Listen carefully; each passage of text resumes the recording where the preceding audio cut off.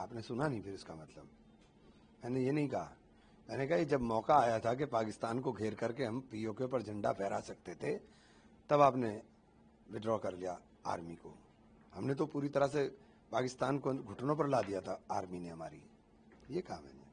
घुटने पर ला दिया उसके बाद, लेकिन कि कोई आतंकी उसमें आइडेंटिफाई नहीं हो पाया इतने दिन से आपने जो पूरा। नहीं, हमने पहले आपने आइडेंटिफाई कर करके पहले स्केच जारी किए, फिर स्केच करके कह दिया कि ये गलत है, फिर एक दिन के अंदर ही आपने आतंकवादी कहा कि हमने मार दिए।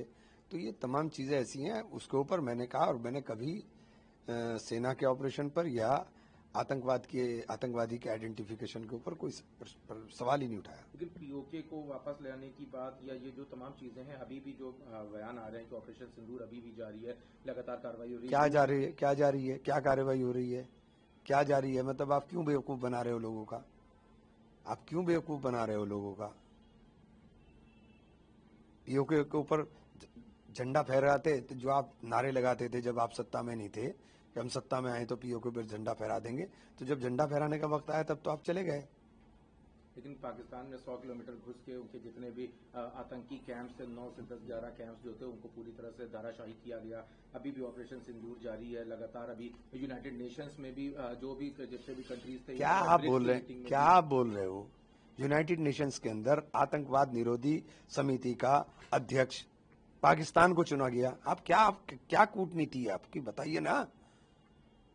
जो आतंकवाद का पोषक देश है, जिसने आतंकवाद को परोसने का काम पूरे विश्व हमारे क्षेत्र में किया है, वो आतंकवाद निरोधी दस्ता जो उसकी जो उप समिति है यूनाइटेड नेशन की, उसका अध्यक्ष चुन लिया गया। तो आप क्या कर रहे हैं?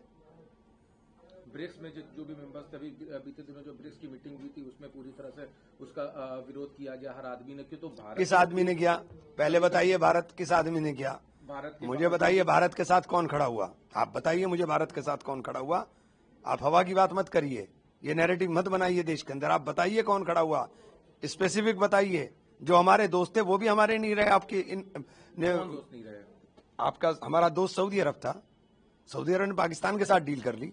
हमारा दोस्त रशिया है, आप अमेरिका के दबाव में रशिया के साथ भी खेल कर रहे हो, और रशिया भी पाकिस्तान के साथ रास्ते खोल रहा है। टेररिज्म का सबने ब्रिक्स की मीटिंग तो अरे टेररिज्म का नाम लिया है, पाकिस्तान का नाम नहीं लिया।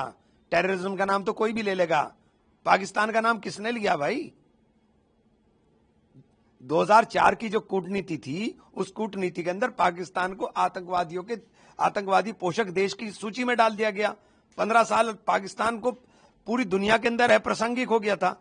एक झटके में पाकिस्तान को आपने मजबूत करके खड़ा कर दिया। प्रासंगिक आप जो कैसे कह सकते हैं? क्योंकि उसके बाद आपने, चाहे आप कह रहे हैं 2004 में उसको आपने एक टेररिस्ट कंट्री के रूप में घोषित किया, लेकिन उसके बाद भी पाकिस्तान पे कोई ऐसी कार्रवाई नहीं हो पाई। कहा जा रहा है ऑपरेशन सिंदूर में जो कार्रवाई हुई है वो अभी तक सबसे मजबूत कार्रवाई रही है। और अरे भाई, क्या नैरेटिव बना रहे हो यार? क्या नैरेटिव बना रहे हो? बांग्लादेश बना दिया, वो कार्रवाई नहीं थी, वो थी कार्रवाई, वो थी। अगर आप पीओके को ले लिए होते ना, तो हम भी नतमस्तक होते।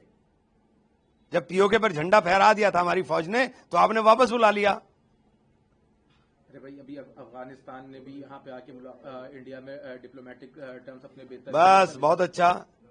कहां गई वो तालिबानी सोच? असेंबली में, पार्लियामेंट में खड़े होकर के आप तालिबानी सोच, तालिबानी सोच, तालिबानी सोच चिल्लाते थे। अब तालिबान के लिए आप रेड कारपेट बिछा रहे हो। कहां गई वो सोच आपकी? लेकिन है तो वो पाकिस्तान की। आप बताइए कहां गई वो सोच आपकी?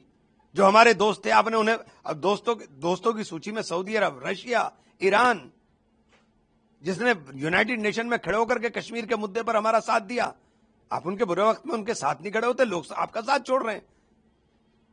आप बताइए ना, रशिया के अमेरिका के दबाव में रशिया से तेल खरीदना बंद करोगे अब? है तो रशिया क्या करेगा? एक मजबूत दोस्त, एक अच्छा साझेदार, आप उसको भी खराब कर रहे हो। यही तो बात कही हमने। तो ऑपरेशन सिंदूर को आप मतलब कुछ मान नहीं रहे हैं? आपको कहने का मकसद है कि उससे कुछ हासिल नहीं हुआ, जब हासिल हो सकता है। आप बताइए ना, हासिल क्या हुआ? मुझे आप ही बता दीजिए, मैं तो मान जाऊंगा। ग्लोबल टेररिज्म, मसूद अजहर का जो मैं तो मान जाऊंगा आपकी, मैं तो मान जाऊंगा आपकी। आप बता दीजिए क्या हासिल हुआ हमको। मसूद अजहर के जो परिवार था उसको पूरी तरह से नष्ट किया गया, जो था आतंकी ठिकाने थे, जो उनके बेस कैंप हुआ करते थे, उसको पूरी तरह से नष्ट कर दिया। तो कुछ सवाल ऐसे हैं जिनका जवाब देना मेरे लिए मुनासिब नहीं है। आप भी जानते हो और मैं भी जानता हूं। आ गई आपकी समझ में? नैरेटिव देश में ऐसा मत बनाइए।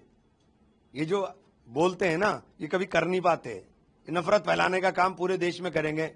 तालिबान के नाम पर नफरत थी, अब तालिबान के लिए रेड कारपेट क्यों बिछाया आपने? आप सबसे ज्यादा नफरत तो तालिबान के, तालिबानी सोच आप क्या बात कर रहे हैं? हमसे जुड़े रहने के लिए हमारे YouTube चैनल को सब्सक्राइब करें और नई वीडियो की नोटिफिकेशन के लिए बेल आइकॉन को दबाएं। अगर आप ये वीडियो Facebook पर देख रहे हैं तो लाइक जरूर करें और ज्यादा से ज्यादा शेयर करें। धन्यवाद।